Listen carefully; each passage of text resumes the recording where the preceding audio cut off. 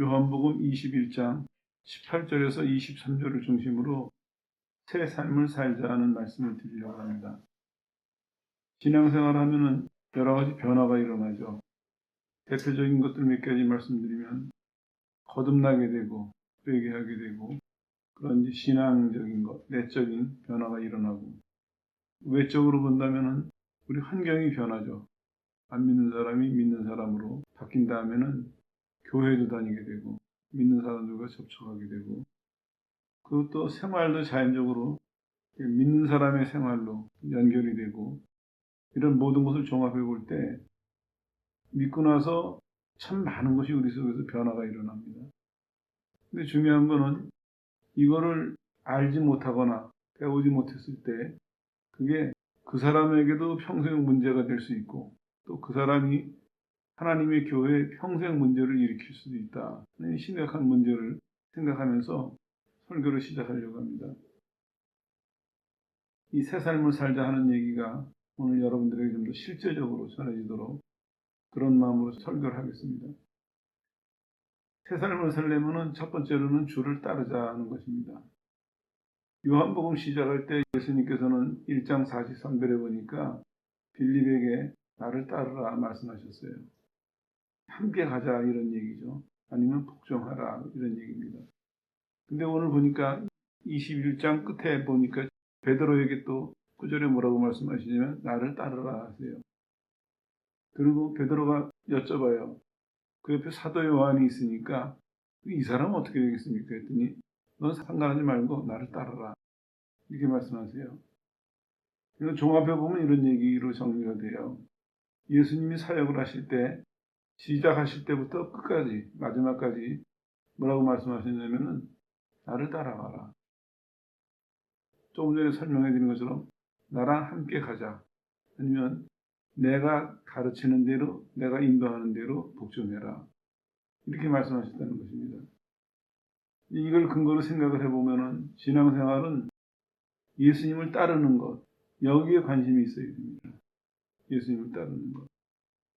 신앙생활 할 때 우리가 예수님을 따르는 일에 얼만큼 훈련이 됐는가, 얼만큼 알고 있는가, 더 나아가서 훈련이 되어 있는가, 이게 우리의 미래를 결정하고 우리의 결과를 결정하는 거거든요.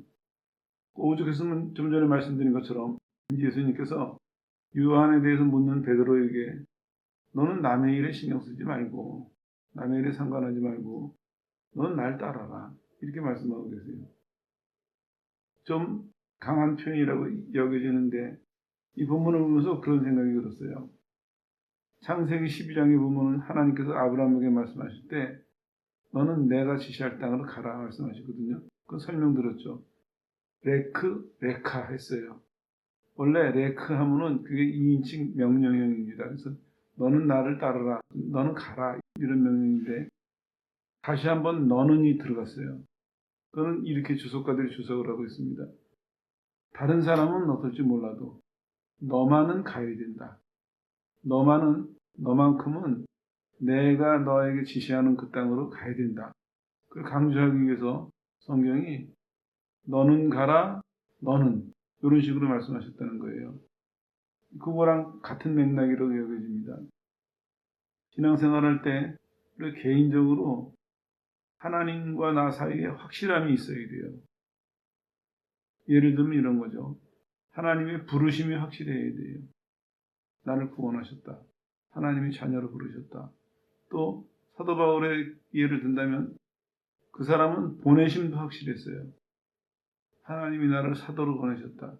이방인의 사도로 보내셨다. 너희에게 전도를 하러 보내셨다. 확실했습니다. 그러니까 그 하나님의 부르심과 보내심이 이게 누가 배워준 것이 아니라 누가 자격을 준 것이 아니라 하나님과 그 사람 개인과의 사이에서의 확실함이었어요. 그러니까 조건으로 보면 사도 바울이 불리한 게 많이 있었어요. 초반부에는 예수 믿는 사람을 핍박했던 경력도 있고 또 다른 사도들처럼 요새식으로 말하면 정식 제자는 아니었습니다. 왜냐하면 예수님 승천하신 다음부터 믿기 시작한 사람이니까 이 사도라 그러면 사도성 하면은 예수님이 살아생전에 따라다니고 구원을 받고 목격했던 그게 첫 번째 조건이거든요. 그러니까 고린도서에도 보면은 사도 바울에게 사람들이 자꾸 이제 비난을 하는 거예요. 당신이 무슨 사도냐. 이런 모든 불리한 조건이 있음에도 불구하고 사도 바울 스스로는 어떻게 생각하냐면 하나님이 나를 부르셨고 하나님이 나를 보내셨다. 그거를 굳게 믿고 본인이 확실하니까 그러니까 자기 스스로 약해지지도 않고 누가 뭐라 그래도 거기에 굴복하지 않고 자기에게 맡겨주신 일을 충실히 했습니다. 누구보다도 훌륭하게.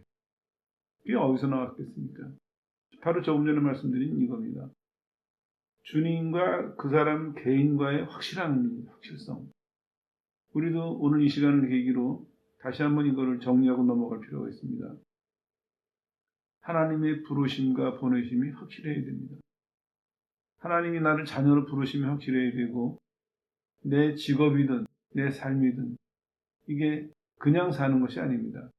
내가 선택한 것도 아니고 또 살다가 보니까 환경 때문에 이렇게 결정이 된 것도 아니고 분명히 하나님께서 나를 지명하셨고 그리고 부르셨고 그리고 보내셨다. 이런 확실함을 갖고 살아야 됩니다. 그렇게 될 때 우리가 옛날의 삶과 앞으로의 삶이 분명히 달라질 수가 있습니다. 왜 교인들이 약하게 살아가느냐?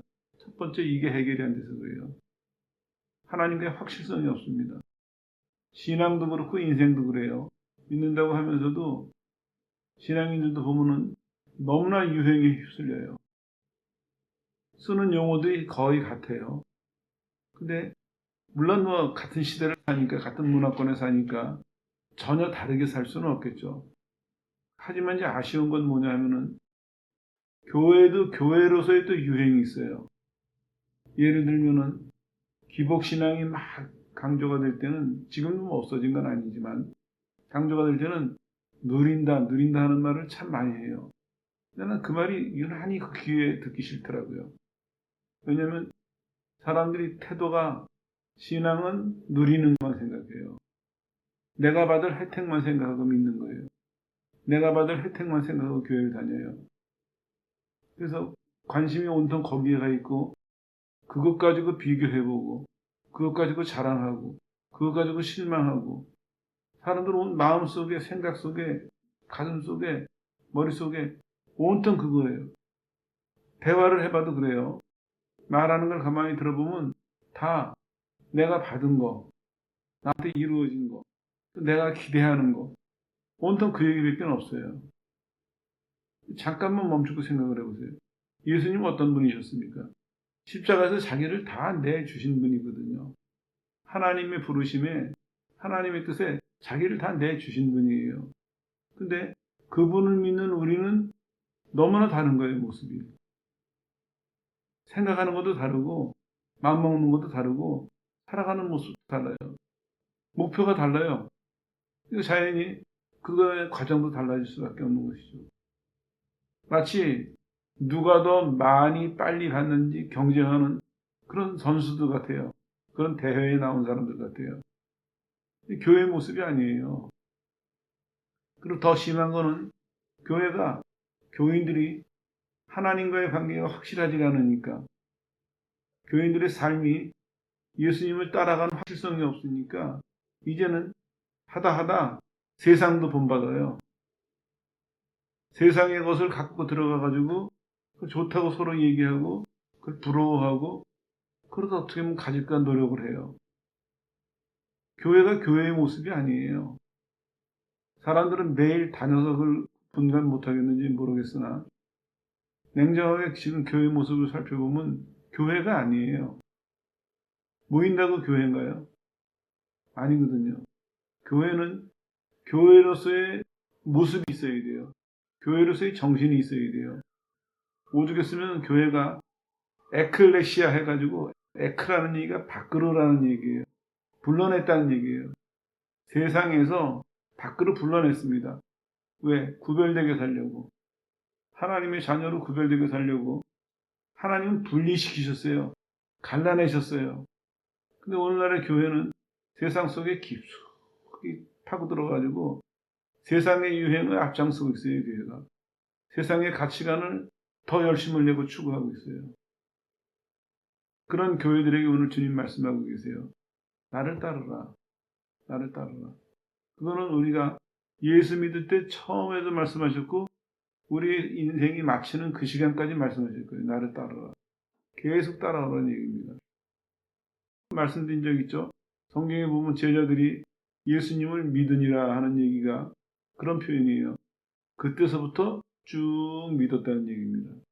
예수님 제자들은 예수님을 믿는 순간서부터 쭉 예수님을 따라 살았어요. 물론 이제 어떤 사람들은 예수님과 같이 동행한 사람도 있고 어떤 사람은 고향에 돌아간 사람도 있지만 차이는 없어요. 왜냐? 그 사람들이 예수님을 믿는 순간서부터 그 사람들의 생각과 그 사람들의 삶이 예수님이 명령하시는 예수님께서 원하시는 그걸 추구하고 사니까 그 사람들의 몸이 예수님하고 같이 있느냐 떨어져 있느냐 그건 그렇게 중요하지 않습니다.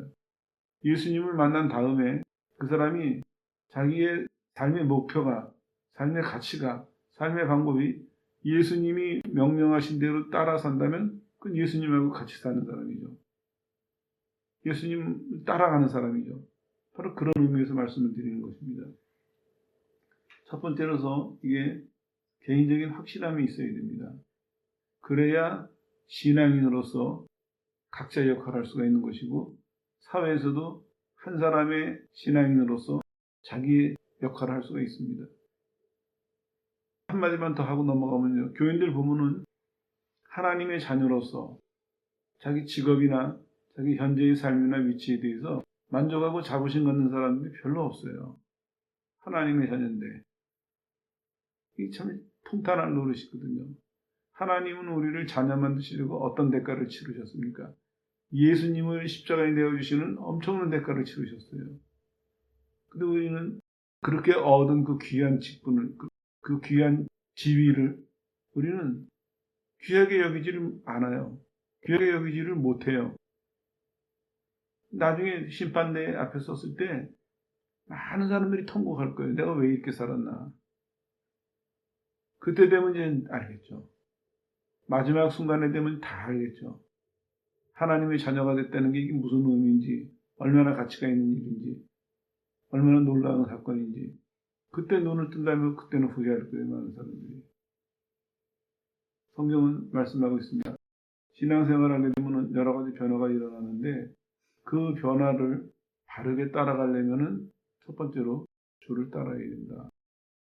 주를 따른다는 것은 주님과 본인과의 사이에서 부르심이 확실해서 그 확실성을 근거로 주님이 인도하시는 대로 주님이 허락하시는 대로 살아가는 이런 사람이 예수님을 따라가는 예수님과 함께 가는 사람이다 이렇게 성경은 말씀하고 있습니다. 두 번째로는 손을 내밀자 하는 것입니다.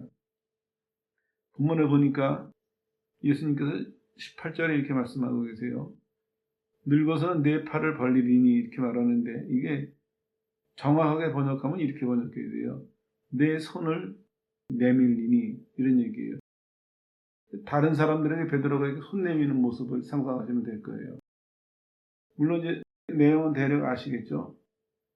잘못하는 베드로가 스스로 자기 자신이 띠띠고 원하는 곳으로 다녔어요. 그러니까 자기 스스로 좋아하는 곳, 선택하는 곳, 어디든지 돌아다녔습니다.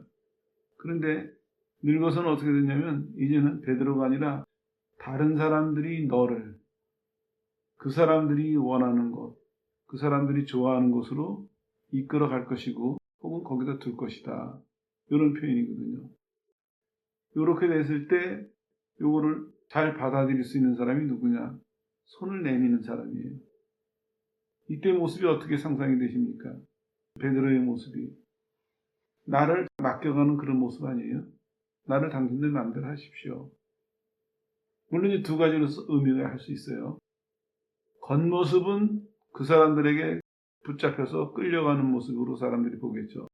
그러나 베드로의 속마음은 어떻겠습니까?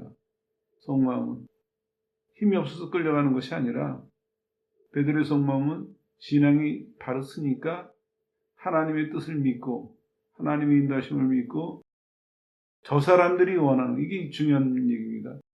예전에는 내가 원하는 삶을 살았는데 이제는 더 나아가서 저 사람들이 자기들 마음대로 나를 어떻게 해도 거기에 내 자신을 내어주는. 예전에는 하나님에게 가지려고 손을 내민 사람이었는데 이제는 하나님의 뜻에 따라 자기를 내어주려고 손을 내미는 이런 사람으로 지금 변화라는 것입니다. 그 말씀하신 것이 바로 그겁니다. 이게 바로 예수님 모습입니다. 예수님이 십자가를 지실 때 모르는 사람들은, 예수님에 대해서 모르는 사람들은 힘이 없어 잡혀간다든지 정치적으로 모함을 받아서 잡혀간다든지 이런 식으로 끌려간다 생각을 했을 거예요. 그러나 성경은 뭐라고 말씀하고 있습니까? 예수님이 자기를 주셔서 자발적으로 가신 거예요. 자발적으로. 그 얘기예요. 두 번째로는 손을 내밀어야 됩니다. 근데 중요한 것은 한 가지 이제 오해될까 설명드리고 넘어가는데, 내용을 보면 젊어서는 네가 이렇게 됐지만 늙어서는 네가 이렇게 된다, 이런 얘기인데, 우리가 여기서 하나 짚고 넘어가야 될 것이, 나이 먹는다고 변하는 것은 아니에요. 나이 먹는다고. 변화는 내가 하나님의 뜻을 깨닫고 받아들여서 손을 내미는 순간, 하나님의 뜻과 그 섭리에 내 자신을 내어놓는 순간, 내어 맡기는 순간 변화는 그때서부터 일어난다, 이런 얘기를 받아들이셔야 돼요. 아니면 이제 사람들이 오해해가지고 나이 먹으면 변하겠지, 나이 먹으면 나아지겠지 했는데, 근데 그렇지 않더라고요. 왜냐면 다른 거는 나이 먹으면 좀 나아질 수도 있는 면이 있어요. 근데 신앙은 아니더라고요. 왜냐? 신앙은 순간순간 아니면 사건마다 하나님의 뜻에 입각해서, 하나님의 인도하심에 입각해서 내가 결단을 하고 받아들여야 돼요. 신앙은. 인생은 혹시 이럴 수는 있을지 몰라요.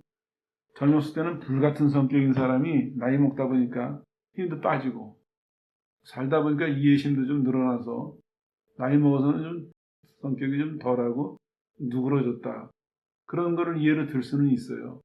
근데 신앙은 아니에요.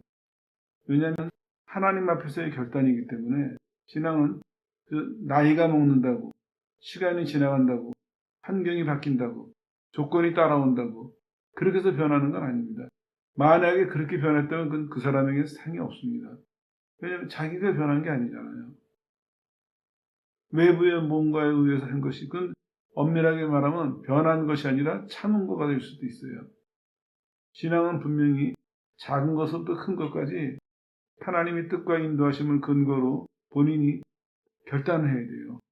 이해했으면 받아들이겠느냐, 받아들였으면 따라가겠느냐, 본인의 결단으로 매 순간 이어져서 변화를 갖고 오는 거거든요.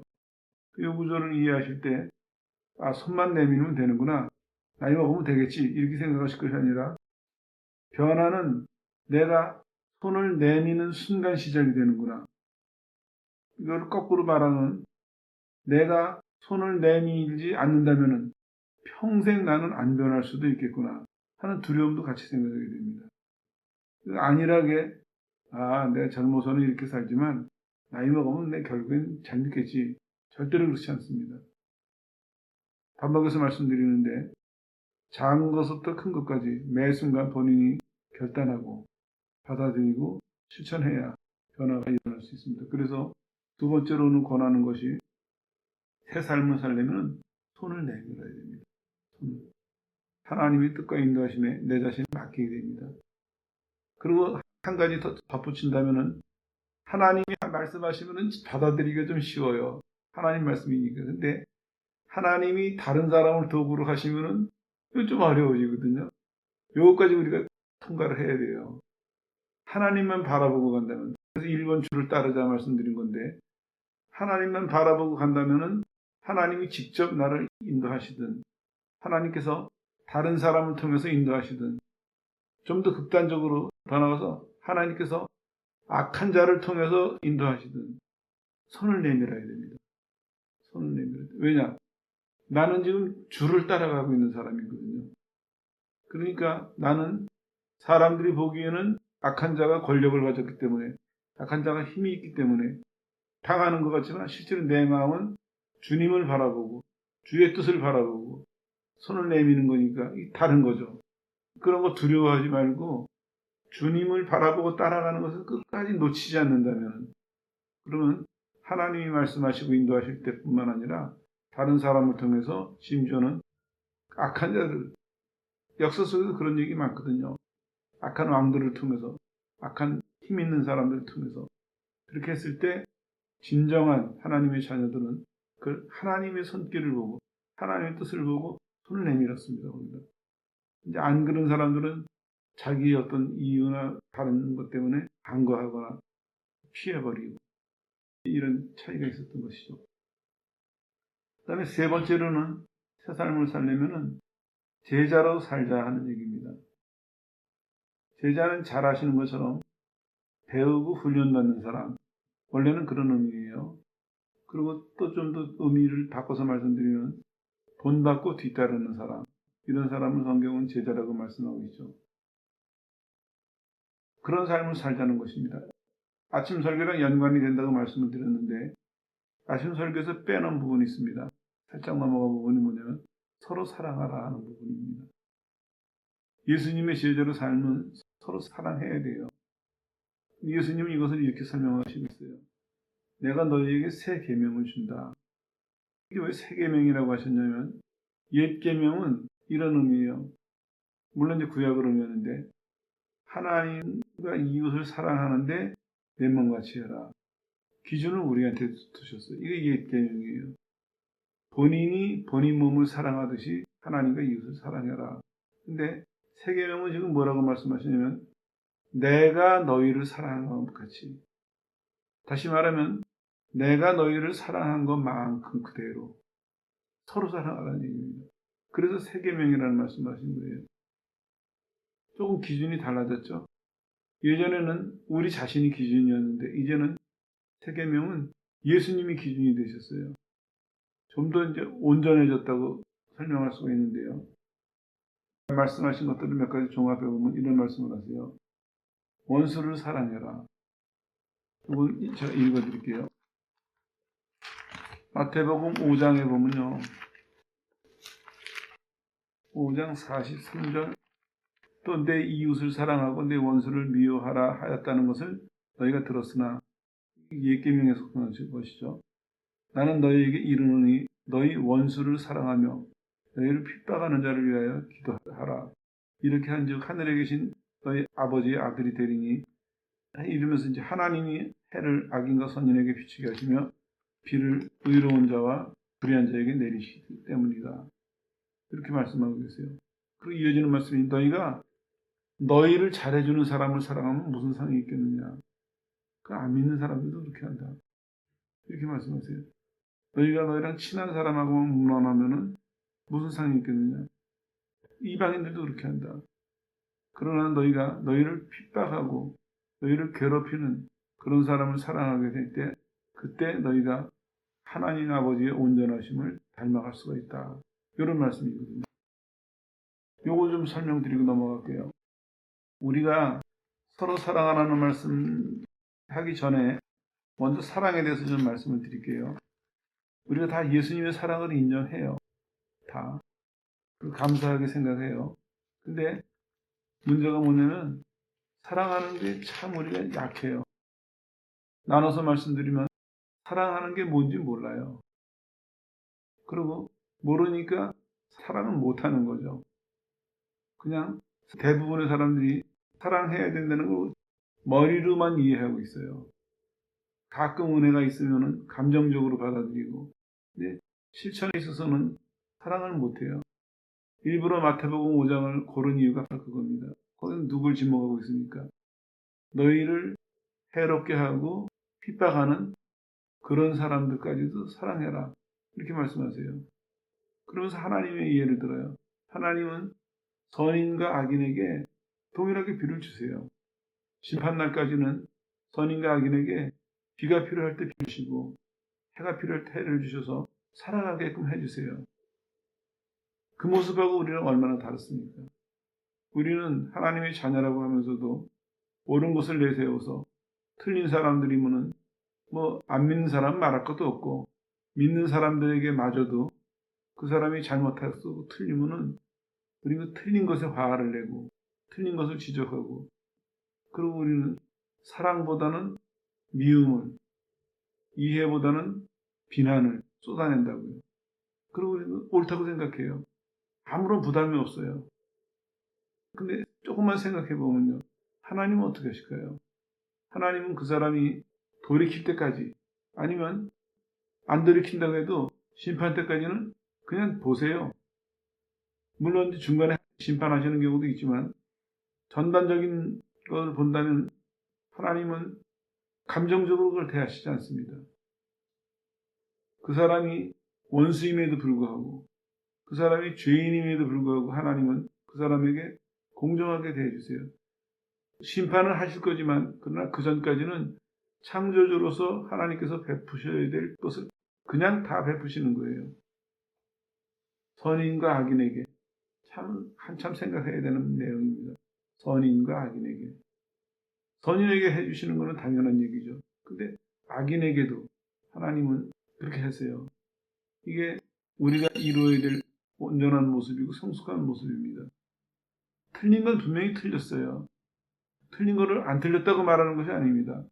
그러나 우리 입장에서 보면은 그 사람이 지금 틀렸지만, 그러나 하나님이 심판하시기 전까지 우리는 가만히 있어야 돼요. 우리가 나서서 심판하면 안 돼요. 우리가 나서서 보복하면 안 돼요.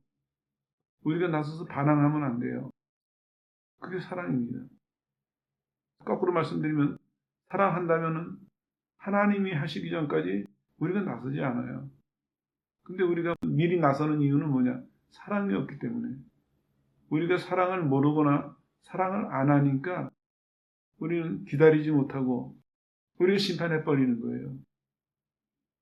이제 이후 얘기를 삶에 한번 곰곰이 대비시켜 보세요.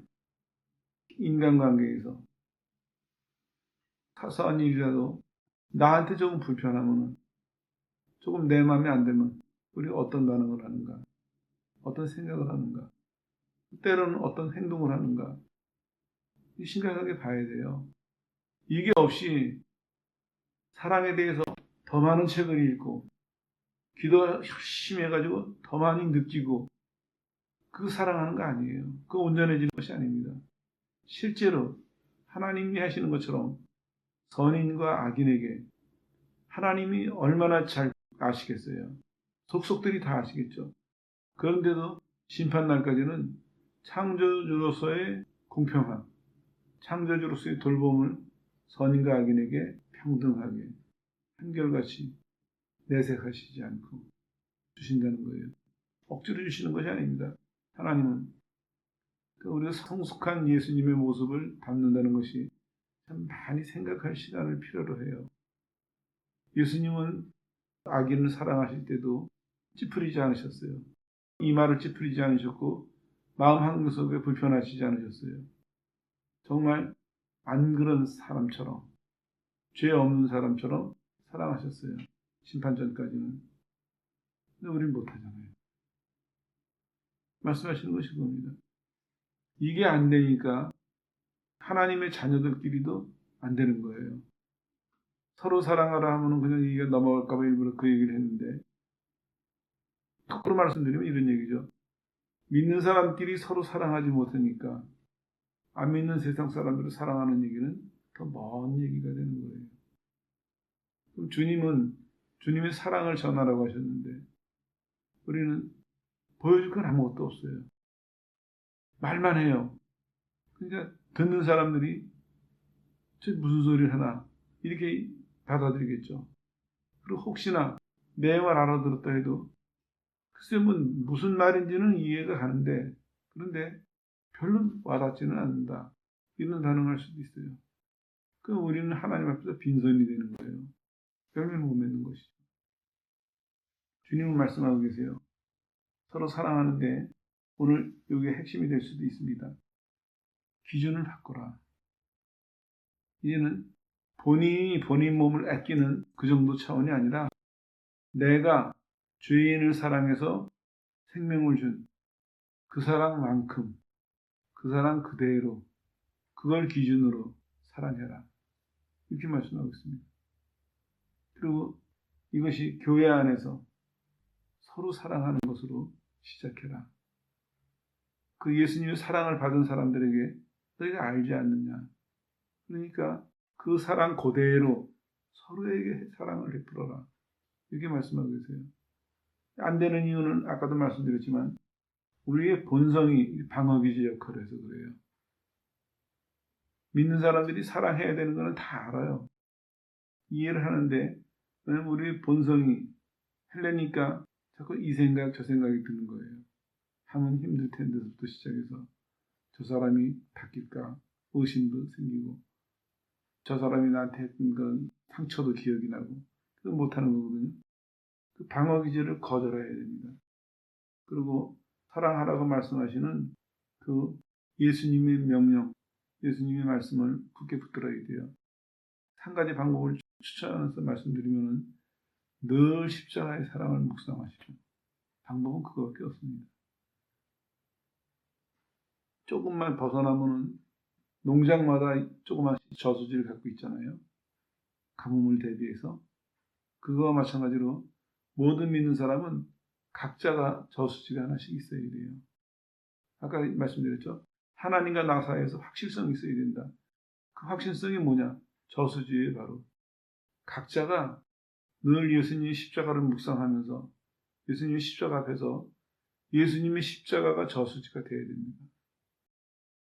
늘 묵상하고 그러면서 사랑이 무엇인지 이해되는 것도 늘어나고 또 느껴지는 것도 늘어나고 그러다 보면 자연적으로 사랑을 실천할 수 있는 힘도 생기고 능력도 생깁니다. 그거 안 한다면은 그거를 소홀히 한다면 우리는 사랑하라 하시는 말씀을 이룰 수가 없습니다. 주님은 사랑하라고 하시는 엄청난 말씀하시고 방법으로 그걸 제시하고 있습니다. 내가 너희들에게 한 것만큼. 우리가 어디서 볼 수 있습니까? 그 십자가 앞으로 가야 됩니다. 신앙생활을 그렇게 이해하십시오. 신앙생활은 뭐냐? 보여주는 몇 가지 조항을 지키고 애쓰는 것이 아니라 보여주는 업적을 드러내는 것이 아니라 주님의 십자가 밑에서 내 분량만큼 내 은사만큼 주님의 십자가의 의미와 십자가의 사랑을 이해하고 체험하고 그래서 결국에는 그를 실천할 만한 사람으로 채워질 때까지 평생을 십자가 그늘 밑에서 거해야 됩니다. 그거 밖에는 방법이 없습니다. 오늘 새 삶을 살자 했는데 새 삶을 살도록 주님이 길을 열어주셨어요. 그런데 이제 이거를 바르게 살아갈 수 있는 사람이 누구냐? 바로 세 번째 문제. 주님의 십자가 밑에서 주님의 십자가를 저수지로 삼고 그곳에서 예수님의 제자가 되어간다면 그곳에서 예수님의 제자로 살아간다면 오늘 새 삶을 살 수 있다고 약속하시고 축복하시고 있습니다. 정리하겠습니다. 요한복음을 끝내시면서 주님은 그렇게 말씀하세요. 나를 따르라. 주님이 원하시는 삶이 바로 그것입니다. 그래서 제자들을 부르셨고 가르치셨고 그들에게 필요한 모든 능력도 주시고 다 공급하셨어요. 그리고 예수님이 기대하시는 것은 이제 너희가 내 제자로서 세상을 살면서 내가 전하고자 하는 말을 전하고 내가 보이고자 하는 행동을 하고 내가 거두고자 하는 열매를 거둬서 내 기쁨에 참여해라. 이렇게 말씀하시는 거예요. 이게 부탁이고 명령이에요. 우리도 믿는다는 것은 이제 조금 더 분명하게 내가 믿는 사람이기 때문에 새 삶을 살아야 되겠다. 새 삶의 모습은 예수님을 따르는 제자의 모습이어야 된다. 이렇게 분명하게 세우시고 이제는 조금 더 자신의 신앙과 삶에 대해서 조금 더 분명해지고 조금 더 충실한 그래서 예전보다는 열매가 더 풍성한 충실한 그 성도들 되시기를 주 예수 이름으로 축원합니다.